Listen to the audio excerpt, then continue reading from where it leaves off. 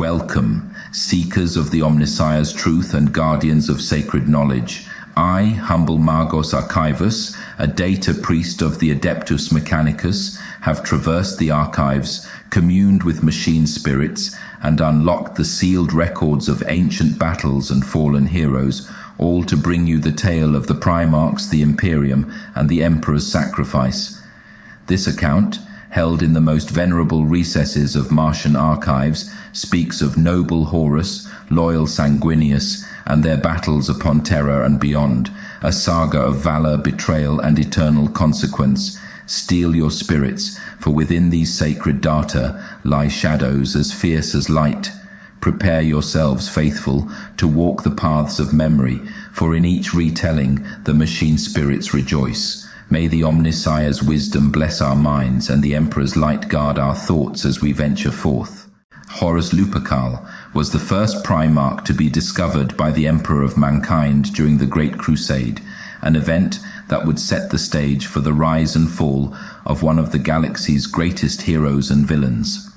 The Primarchs were genetically engineered superhumans, each created to lead a legion of space marines. But before the Primarchs could be raised by the Emperor, the dark powers of the Chaos Gods scattered them across the galaxy. Horus was found on Cthonia, a brutal, war-torn planet close to Terra, where he grew up in a savage environment of constant violence. Despite this, when the Emperor found him, Horus was gifted with charisma, tactical brilliance, and a strong sense of loyalty. These traits made him the Emperor's most beloved and trusted son, and the two forged a bond stronger than the Emperor had with any of the other Primarchs. Horus quickly took command of the Lunar Wolves, his Space Marine Legion, and led them to countless victories in the Great Crusade, the Emperor's grand plan to reunite the scattered human worlds under the rule of the Imperium. His skills in battle and leadership were unmatched, and he became the Emperor's right hand. Horus's loyalty and brilliance eventually earned him the title of Warmaster, a role that placed him in command of the entire Imperial military machine.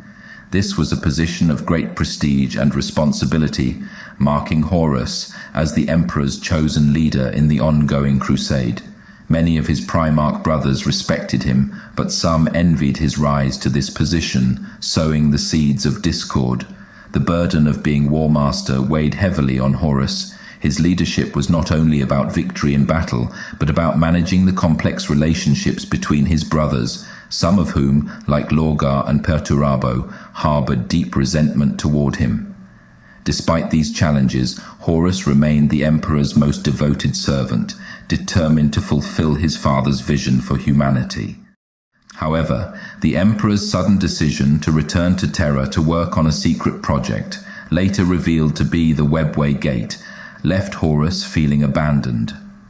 As the Great Crusade continued, the Emperor became more distant, which contributed to the seeds of doubt and resentment growing in Horus's heart.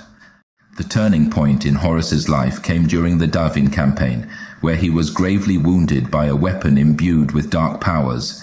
This event led Horus to the brink of death, and it was during his healing on the planet Davin that the Chaos Gods made their move. Led by the manipulations of Erebus, the first chaplain of the Word-Bearers and a servant of Chaos, Horus was brought to a temple where dark rituals were performed. In his weakened state, Horus was shown visions by the Chaos Gods. These visions depicted a future where the Emperor betrayed him and where humanity was enslaved by an uncaring ruler. The Chaos Gods promised him that, if he joined them, he could rule the galaxy and save his brothers from their inevitable doom. Blinded by ambition, fear, and a growing resentment toward the Emperor, Horus accepted the offer. He pledged his allegiance to the Chaos Gods, who gifted him with immense power, making him the chosen champion of the ruinous powers. Thus began Horus's tragic fall from grace, turning him into the very thing he had once fought to destroy. With his newfound power, Horus set about corrupting other Primarchs to his cause, forming alliances with those who harbored resentment toward the Emperor. Among those who joined him were Angron of the World Eaters, Fulgrim of the Emperor's Children, and Mortarion of the Death Guard. Together, they began the infamous Horus Heresy, a civil war that nearly tore the Imperium apart. Horus's first act of rebellion was the massacre at Istvan III, where he purged his legion of loyalists who refused to follow him into treachery. He then launched a full-scale assault on the Imperium, with his forces ravaging the galaxy and plunging humanity into chaos. The ultimate goal of the heresy was to overthrow the Emperor and seize control of Terra. The traitor legions fought bitter battles across the stars, with each victory pushing Horus closer to his final confrontation with the Emperor. The Imperium was thrown into darkness, and brother fought brother as the galaxy burned. The climax of the Horus Heresy came during the Siege of Terra, where Horus's forces laid siege to the Emperor's palace. The loyalist Primarchs, including Sanguinius, Rogul Dorn, and Jagatai Khan, fought bravely to defend the Emperor, but it was only a matter of time before Horus broke through the defenses. As Terra burned, Horus made a fateful decision. He lowered the shields on his flagship, the Vengeful Spirit, to lure the Emperor into a final confrontation. The Emperor, accompanied by his loyal custodes and the noble Sanguinius, teleported onto the ship to face his wayward son. Sanguinius was the first to confront Horus, but despite his immense power, the angelic Primarch was no match for the chaos-empowered Warmaster. Sanguinius was slain by Horus, but not before wounding him, which may have caused Horus to hesitate in his final battle. When the Emperor confronted Horus, the two fought an epic duel. Horus, now fully consumed by chaos, unleashed his fury, grievously wounding the Emperor. Despite his love for his son, the Emperor realized that Horus was lost and that there was no saving him. In a final act of divine power, the Emperor unleashed his psychic might, obliterating Horus's soul and ending the threat once and for all. The death of Horus marked the end of the Horus Heresy, but the damage had been done. The Imperium was left in ruins, and the Emperor was mortally wounded, entombed on the Golden Throne, where he remains in a perpetual state of living death. Horus's body was destroyed, and his soul was obliterated, leaving nothing for the Chaos Gods to resurrect. His former legion, the Sons of Horus, were scattered, and eventually became the Black Legion under the leadership of Abaddon the Despoiler, Horus's former first captain. Horus Lupercal is remembered as both the greatest hero and the greatest villain in the history of the Imperium. His fall from grace serves as a cautionary tale of pride, ambition, and the seductive power of chaos.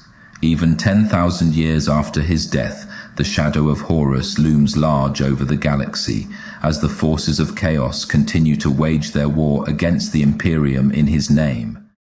Honored guests and seekers of the Omnissiah's truth, our journey through the mists of ancient battles, noble Primarchs, and the imperishable spirit of the Emperor has reached its end. This knowledge is a sacred circuit in the vast cogitation array of humanity's past, preserved within the machine spirits and enshrined within the records of Mars.